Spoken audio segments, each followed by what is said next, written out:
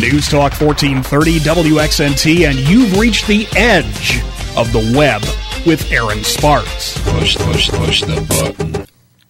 You're back with Edge of the Web Radio with Aaron Sparks and John Thompson, provided by Site Strategics. Hey, we're getting into the meat of our program today, and that is our 8-cylinder internet marketing Hemi for you. And the cylinders that we're talking about are pay-per-click and landing page optimization. We want to get you started. If you have never experienced or have never gotten into internet marketing, well, the first thing is understanding that it does take a little bit of time to get your site groomed organically, to have visible organic positions. The clarification of organic and paid ads, John, can you tell me that? Yeah, basically the organic are you're going to be a little bit lower. The paid ads, if we're talking Google specifically, it's going to be up at the top or on the right hand side. Your organic, you don't have to pay for it; it's free. And I think that's one of the biggest things that if a business owner hasn't experienced getting into search engine optimization, it's or just internet marketing, there's a myth that you have to pay for your results. Well, that's not true. In fact, the golden goose there is actually creating a site that is being brought up into the organic listings. It's almost like a vote of confidence from Google that they're providing to you. And that takes some work, that takes some content writing, that takes a lot of link building, and there's a different strategy in place there to get that type of the real estate. Yeah, and it doesn't happen all at once. And it might take a couple months, which is another reason why you want the PPC, because that PPC adds that automatic fuel-injected traffic to your site. That's right. You can turn on a PPC, a pay-per-click campaign, immediately. You can actually have new traffic coming into your website within the same day that you set that campaign up. And that's the important piece about this, is if you need that traffic coming, you have the ability to do that. Now, there's some right ways and some wrong ways to do that. It can be expensive, or it can be very inexpensive and effective. So what we're going to talk about is getting started with a pay-per-click campaign, understanding kind of the mechanics that are behind the scenes there, and giving some tasks that you can follow, setting these up. So what are different types of pay-per-click or search engine marketing campaigns that are out there? Sure. There's a lot of PPC campaigns out there. We're just going to touch on a few of them. Most commonly are Microsoft AdSense, which you would see probably in Bing, Google AdWords, which you see in Google, Facebook ads, which you see in Facebook, and then you have even Twitter promoted tweets, which you would see now in Twitter. So those are the big players really in PPC, but they take all kinds of shapes and forms. Now, where these PPC will show up are search partners, display content, and other partnership pages, social networks, and even mobile, which is fastly becoming a very popular form. That's right. And the display, and to talk about that a little bit more in detail, you can advertise your ads whenever somebody types in a search inside of the search bar for Google. And those ads either display at the top or on the right-hand side of the page. Search partners are like AOL. You can actually, in the same advertising engine with Google AdWords, you can deliver your ad not only to the Google market, but also AOL and other partner websites that share the Google algorithm and pull that into search results. The display network is something different, and I'm sure you've come across it before just searching online. Is if you see any ads that you see on a specific website that's not a search engine, but a privately owned or a commercial website that's got a strip of ads going along maybe the top of the site or along the right or left-hand border, these are ads that are being delivered from Google to that website. And the ads themselves are genre specific to what that site's all about. Yeah, and they're graphical. They don't have the keywords. They're photos, more than likely. Exactly, and there's different type of delivery on those, and the owner of the website can actually decide if they're going to have text ads or if they're going to have the graphical ads. It really is depending on what they're in control of. But more importantly, you get into a much larger environment, and your ad can be delivered across a lot of different websites But there's always a risk there of having an ad delivered on a website that has a low click-through volume or a low-valued website, because a lot of these sites out there are trying to monetize their site. And how they do that is getting these Google ads. They may fabricate 2,000 pages on their website, with a lot of screen scrapes from different search results, building up their content and stamping those ads with the hope of somebody coming across that site and even seeing the Google moniker as a point of legitimacy. And if they as the user clicks on that particular ad, that owner of the website gets a couple pennies back to them in what's called AdSense. So the owner of the domain is being monetized or getting cash on the barrelhead for displaying those ads. So as a small business, you definitely want to know what type of one that you're going to use. I actually think Dan, our producer, is going to shoot us over a small business to use. What do we have? Well, I was thinking that this would be a good type of small business in the area. Mm-hmm. What about an upscale caterer?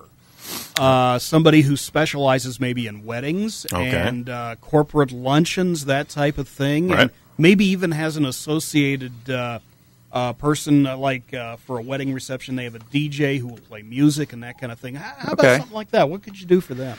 Well, I have to know what kind of music they're actually playing, because they're playing a good rock and roll. Oh, okay, very good. And we asked Dan to actually kind of give us a toss-up there, because what we want to do is put together a campaign based on that criteria. Off the fly. Let's do it. Absolutely. All right, so how you get started here is selecting the type of PPC. First, you have to determine your budget, right? And I mean, that's the first thing anybody asks me. Well, how much do I have to pay? Well, it really depends on how competitive. Now, Dan, I'm going to ask you. Okay. Is this a local company? I'm assuming it would be. Yeah, right? This is a local company. What used to be called, I guess, a ma and pa business. Sure. Sure. And let's say they have, in addition to ma and pa, let's say they have 2 employees. Mm-hmm. Okay. And small budget. Yeah, small budget. But they think big. They've done a little bit of advertising, but they're really looking to zero in on the upscale side of the catering business. Gotcha. All right. Maybe $20 a day. Let's say that. Okay. Now, where do you get that number? I get that because it's about 20 or 10. Actually, let's do 10. Let's do 10. That's $300 a month. That's something that's budgetable. That's something that's budgetable. Again, having knowledge and context of what you have to break down PPC for a second. Sure. Is that where this budget comes from? Is that pay-per-click advertising is just that. You're actually paying. You're committing to Google or the other search engines. You're committing that you are going to pay X amount of dollars and cents for a particular click, regardless of whether or not any action is taken on your site. That's how the engines are making their money. They're going to position you in a high visibility area, and you're committing to pay that. So it all behooves you to actually find out what the cost per click is, or the average is for these type of keywords, right? Yeah, and I'll tell you, choosing our venue where we do this PPC, I would like, and this is just me personally, I would love to use Facebook, because it's you could target the individuals that are young enough that are just now getting married that they can go after these weddings. Absolutely, and that is a whole other dynamic. You're not actually paying per click on Facebook; you're actually paying per impression. Or for a number of impressions. And they got a click, too. And as well as a click, but you're not bidding on the word itself. You're actually, in Facebook, you're actually dialing into specific demographics of locale interests and what have you. And it actually is very effective, and we've found a great deal of opportunity out there for local businesses, such as Dan's catering service. Yeah. We're going to make that company by the end of the show here. Inside of AdWords, we need to make sure we know what that budget is and what the potential expenses are. Now, you have a daily ceiling that you can set for your ads. So you set a $20 a day budget or a $10 a day budget. You will be cycled through the day with other advertisers, and you're bidding on the number of phrases that you put into your system. And at that point in time, you run out of money. Right. Your ad is no longer displayed. They will not keep on positioning your ad until that $300 is spent. It's going to be hitting your ceiling at that for that day. That's right. On top of that, there's also a myth regarding AdWords. What happens if my competitor wants to put me out of business that day and click my ad 30 times and, okay, I'm not displayed anymore? That's not the case. AdWords and all the different search engine marketing engines have an IP filtering process where they know if a computer hits that click twice, they will not charge the account that extra click. And there's been a lot of maturing of this delivery system to get to this point. So feel confident that you're not going to get exploited by your competitors. So we're using Google AdWords. Now we need to determine on this catering service, what's our group on these AdWords?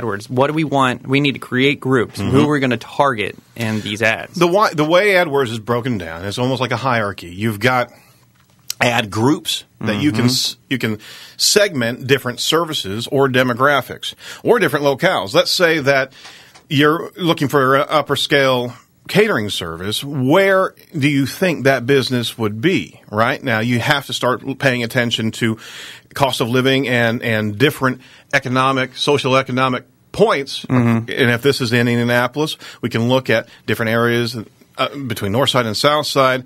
You may actually, you can with Google Analytics or Google AdWords, zero in to a particular region of the city.